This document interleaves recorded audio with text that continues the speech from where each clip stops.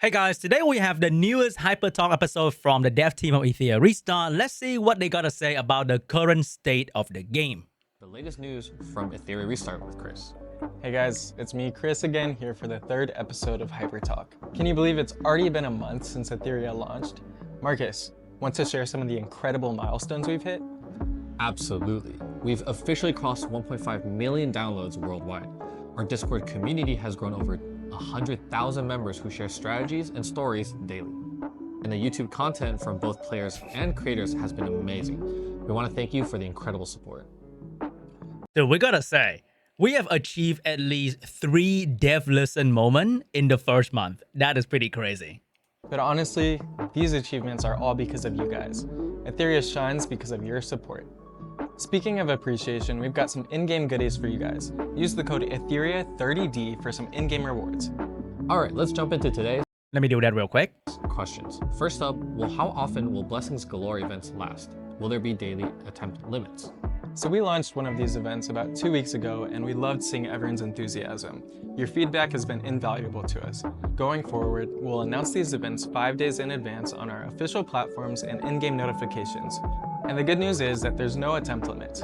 So make sure to look out for these notifications and manage your stability wisely until then. Next question, are there descriptions So we don't know when, 5 days in advance, but we don't know how long we're gonna take until the next one. Is it once a month, once every 3 months, once a year? Please manage your stability wisely until then. It's crazy. Like, they need to tell us when exactly these things will happen, because nobody want to hoard resources for like forever. It feels very restrictive to play. Like, I love double drop event. Don't get me wrong. I freaking love it. And I want it to happen maybe once per month. I think that should be okay. But I think the problem is we don't know when. So the anxiety is always building up in the community. Like, is it now? Is it like next week? Like, can I play the game? I really want to play the game, but my stability is all piling up because I need to wait for double drop. Because farming certain thing in the game without double drop feels very, very bad. So I think they really need to say when exactly that's going to happen. That would be very, very cool for the anxiety of the community, because it's building up a whole lot. Till then. Also, why are they showing Tiamat and Termaton? Like, in Inferno, Tiamat's going to get one shot or something like that. Manage your stability wisely until then. Next question, are there description errors with the Revelation Halloween shells? And is it normal that they let Freya deal explosive damage? We did have some incorrect buff descriptions that have been fixed in recent updates, but as for Freya's design, this is in line with the game. You need to max her attack and crit, and then pair her with Revelation to pull it off. Sure, it looks pretty powerful, but there are matrices in the game that can work with counter strategy. We'd love to see players work together to come up with these strategies. Everyone's also I think in the recent tournament, we're seeing more Bloodbath plus Lighthouse kind of build with super crazy tanky unit to try to counter the Revelation meta, because the moment you see that something is on Revelation, you know it's not going to be a speed contest unit. It's going to be like a damage dealer slot. So I think a lot of Revelation spam boils down to getting outsped. So we go back to the speed meta pretty much. So if you want to counter that properly, you got to really prepare an entire different set of character that is on Bloodbath and on Lighthouse and Amber as well, which allow you to survive. And I think the problem with that is we are now in the early game where everybody build Revelation for PvE and build speed for PvE. So building Revelation is just way easier than building a completely different set, which will probably happen down the line anyway. Like, that will definitely happen the more people play the game and build up different roster, and they will have a counter strategy for getting outsped. But right now, Revelation definitely feel like it is taking all over RTA or Arena, because that is the thing that everyone is building, so they're using it in PvP as well. curious about balance updates. Will you establish regular schedule updates for these? And since D-Ting is incredibly strong right now, is he going to get nerfed? Balance is crucial for our game, so we don't make these changes lightly. Previously, we've only fixed bugs so far that impacted the game progression. Our plan is to handle balance in between RTA seasons, so as for D-Ting, I can guarantee he'll stay powerful the entire season. He's not getting nerfed. He's never been nerfed since launch and won't be touched throughout this whole season. Another question, we're constantly swapping equipment during character development. In Etheria and United Front, does the game save whatever equipment you have on for these formations or not? That's a great question. For Etheria, equipment updates in real time based on what you have on the characters currently. You'll need to manage these resources carefully to make sure that your defensive teams are running defensive gear, and etc. Early on, you might find yourself constantly borrowing modules between characters and shifting around, but as you progress, this will get a little bit easier and you'll have a greater equipment collection. United Front works a little bit differently though. It only saves the equipment from your last deployed formation. Any changes made afterward won't affect this formation. If you need to update your equipment during the layout period, make sure to re-enter your formation and confirm the layout before the phase ends. A question about unions.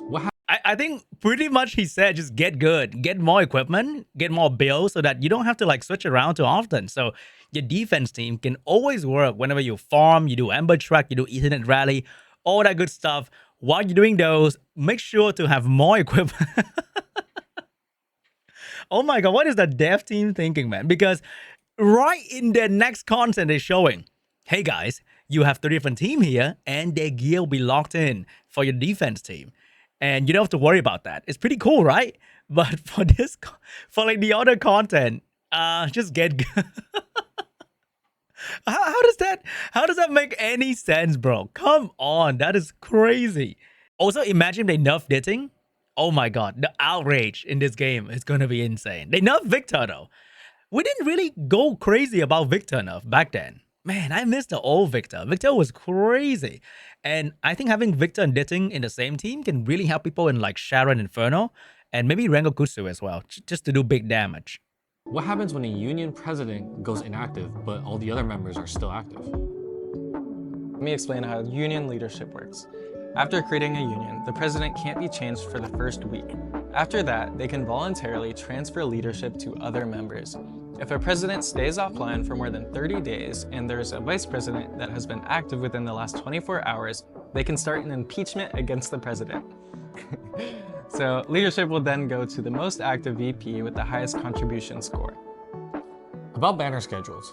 Something about Union is that, so we've been, I think, through 3 different Union battle at this point, and they've all been bots. So I'm not sure about you guys, like, have you guys fought an actual real Union? Because our Union just steamrolled the other Union because half the bases will fill with bots. So I think that is a very worrying sign about the Union PvP scene of the game. RTA, I can still find matches pretty decently. I know that people in like super high rank, they have trouble with fighting actual players because there are only like a couple players playing in the high rank. So in the low rank, it's not too bad yet. But in the Union battle, it feels kind of lame to fight Union battle against actual bots. I hope that the next couple ones going to be an actual Union battle and it's going to be stressful and they're going to be very, very strong. Holden and Hoyan's banner has been updated pretty quickly, but Yeli took 2 weeks. What's the plan going forward? So in Etheria's early days, we didn't have as much animus for diverse strategies. So in this phase, we kept banners coming a little bit more frequently. Now that we've built up the roster, we're stabilizing at 1 new banner every 3 weeks. Plus, each update brings more than just new banners, so expect new events and gameplay as well. Guys, you know how to make like diverse strategy? How about we have a couple more R character and make them a bit easier to build? A couple more SR character and also make them a bit easier to build. Then we're gonna have so many strategy. Right now, Vice, Kazami, the red one, and there's so many more new strategy being discovered because they're in the lower tier character. The character that people can actually build up. So we can have a lot of diverse strategy in there because I do want to build like Sybil, I want to build Andrew, I want to build the other character down there, but it's pretty tough trying to build them, not gonna lie. They really contest all the resources like 6-star material and EXP and all that good stuff. How about we make more of that for now? So in this phase, we kept banners coming a little bit more frequently. Now that we've built up the roster, we're stabilizing at 1 new banner every 3 weeks. Plus, each update brings more than just new banners, so expect new events and gameplay as well. Since we're on the topic of banners, can you tease any upcoming animus? I was hoping you'd ask. I came prepared today. But before we dive into the details, let's take a quick look at this beautiful animated showcase. Let's watch it together.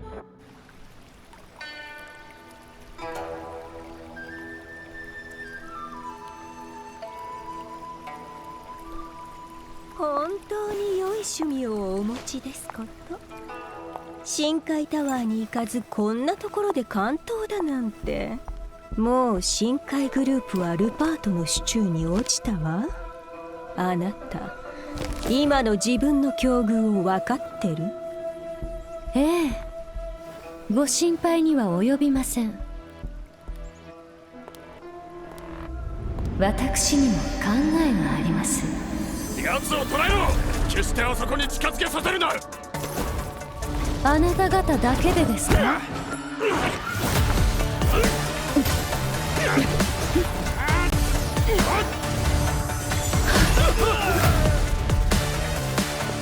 カマキリ蝉を伺い、傍若後にあり。存分に策を練りなさい、ルパート。I don't know about you guys, but I feel like the color of this character is a little bit off. Is it me? I don't know. But I guess it should resemble the koi fish that they show, right? Kinda. Because when you look at the fish, she look like this one. The color of this character is like that fish in particular. But I don't know though. I don't know about the color scheme of this character. The skill animation looks okay, like not too crazy. I hope she's good. Like a buffer, I think. カマキリ蝉を伺い、傍若後にあり。存分に策を練りなさい、ルパート。私の運命は私が決める。あなたにはその貪欲と傲慢の代償を払ってもらいます。Full Q. Hollow. Ooh, might be good for Doki Doki.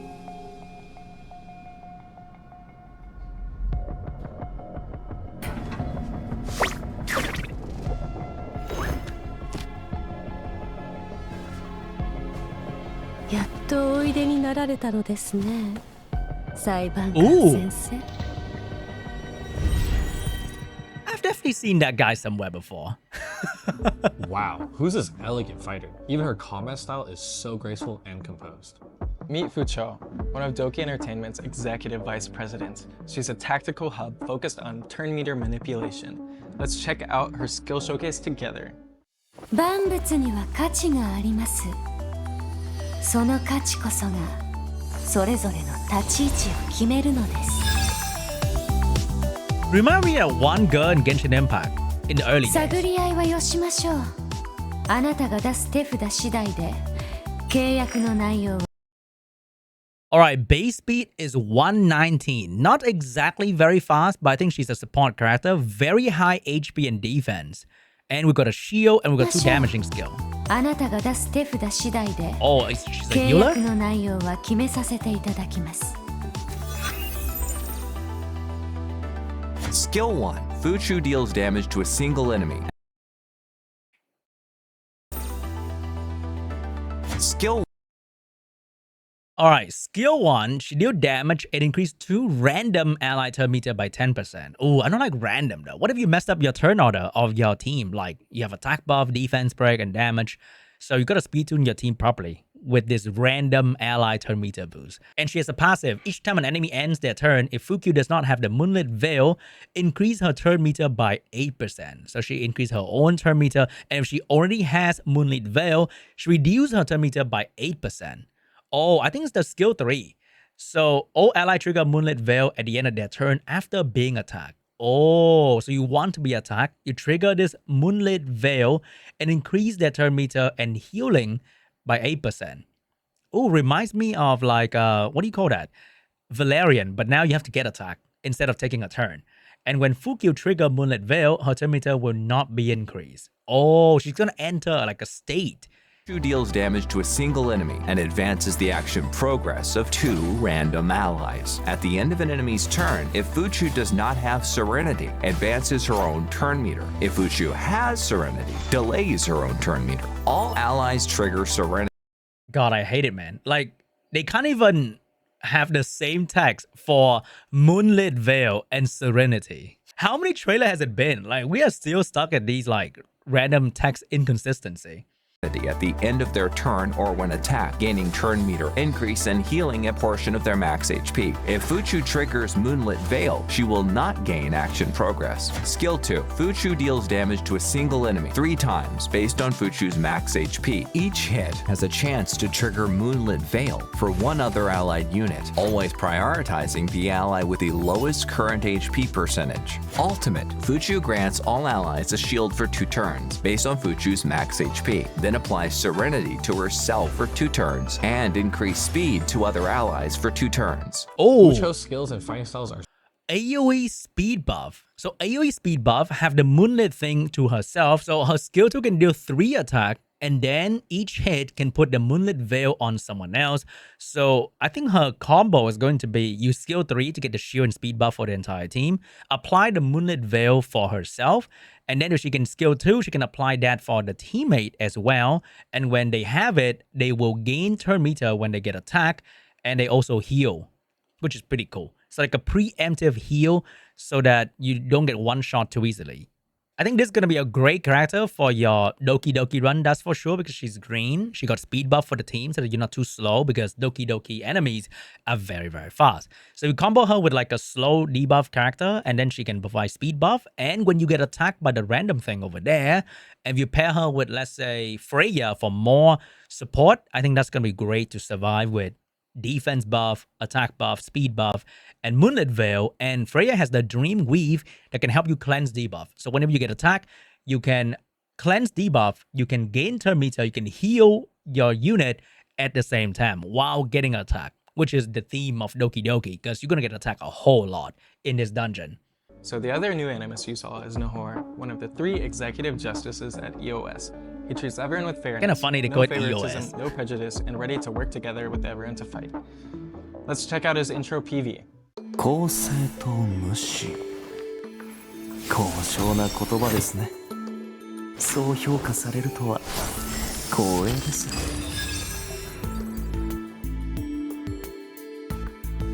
固定観念にとらわれずに私を見て122 base speed, not too bad, not too bad. くれて感謝します私 Oh, た it's ち gonna be a speed unit. 良い関係を築けそうですね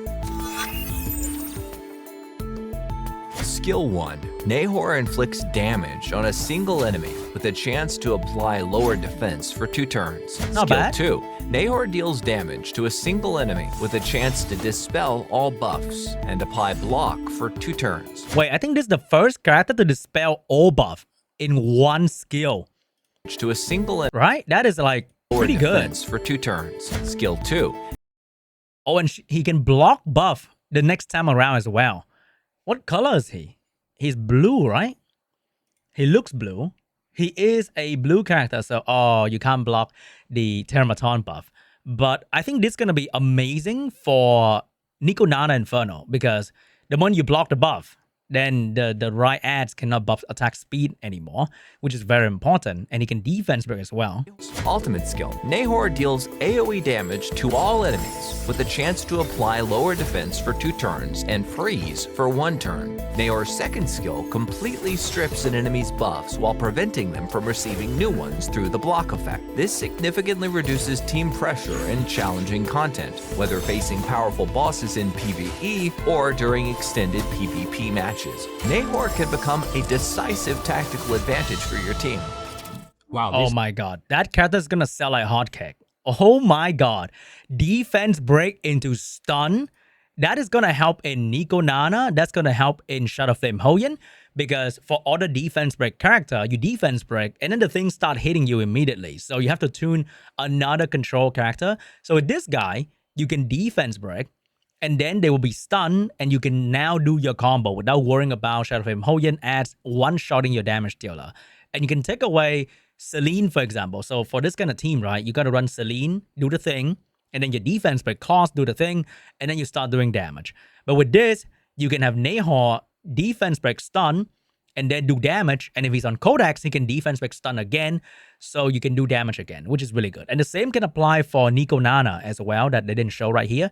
The Nico Nana ads can stun you or buff the boss, so that he can stun them, and then he can also just absolutely defense break the main boss, and you can start one-shotting.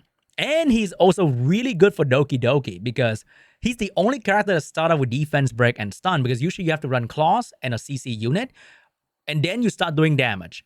If you miss one, then it's going to be bad. So if you run him and Claws, you have almost 100% chance to land defense break. You will never miss, and you have the stun to go with it, and then you can start doing damage. And then they can both be on Codex, and they do it again in the next round, and then you start doing damage again. And that is going to make your Doki Doki run so much more consistent.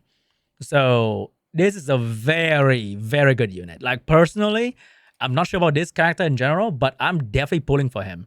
The second banner with female and male character, and I'm pulling for the dude. I'm always pulling for the dude. The dude is always so much better. Like Holden is really good. This guy is crazy good. I love him. But damn, the hyper talk to talk about the game, and half the talk is more like hyper sales, pretty much. Brand new PVE mode called Dreamscape. Oh, new PVE mode. Yes, I do. So since Etheria's official launch, we've added tons of new content as seen through Guild vs Guild with United Front, boss challenges such as Cage Rumble, and various event modes. Today, I'm excited to introduce a brand new PVE mode called Dreamscape. In this game mode, hyperlinkers can use dream keys to challenge mazes scattered throughout the dreamscape. These mazes contain portals leading to different... Another boss content to give you rewards you can see down below. We have a lot of stuff going on down there, and we can choose the boss that we want to enter. So you can choose which boss you want to fight. You can see right here, we have different bosses. Oh my god, the Tiamat boss is always going to be a nightmare, huh?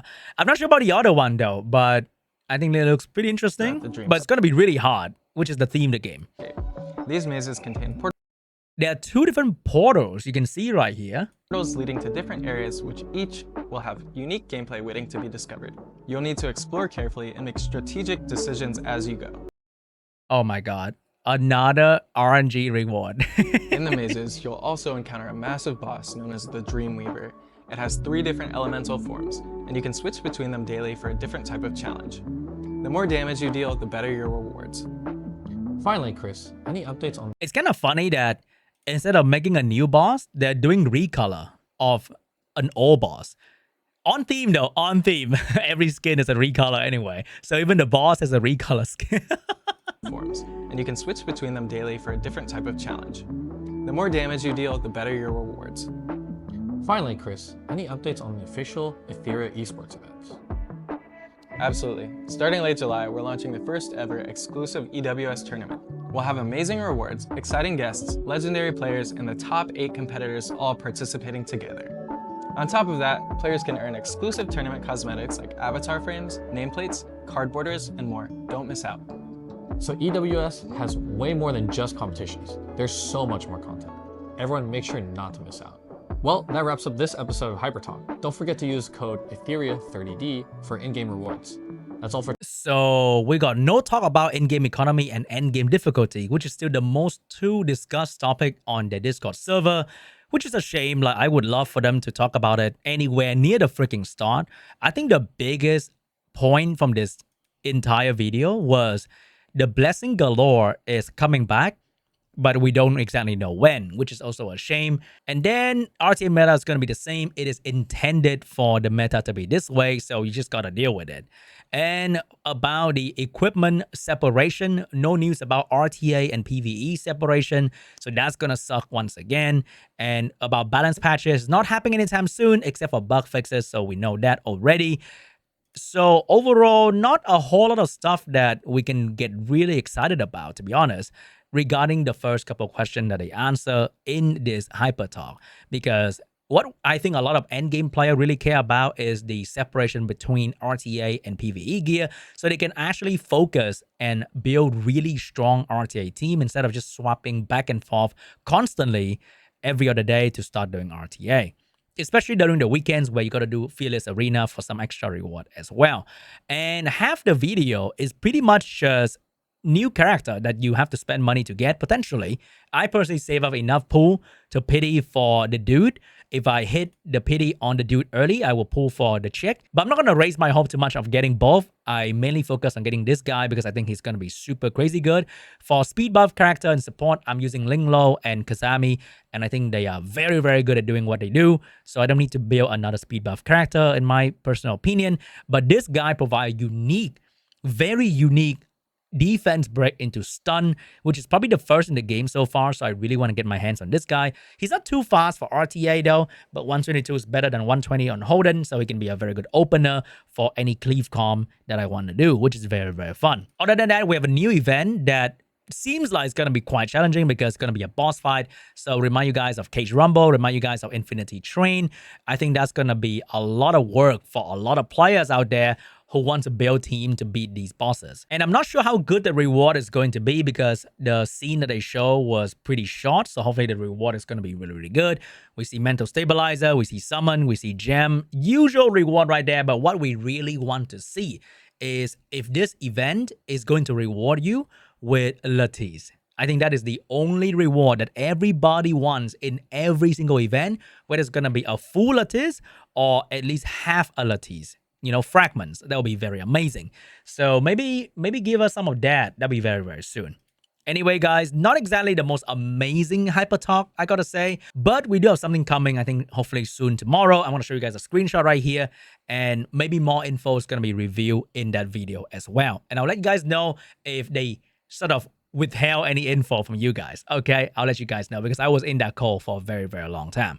Anyway, guys, thank you so much for watching, and I'll see you guys in the next one. Bye-bye.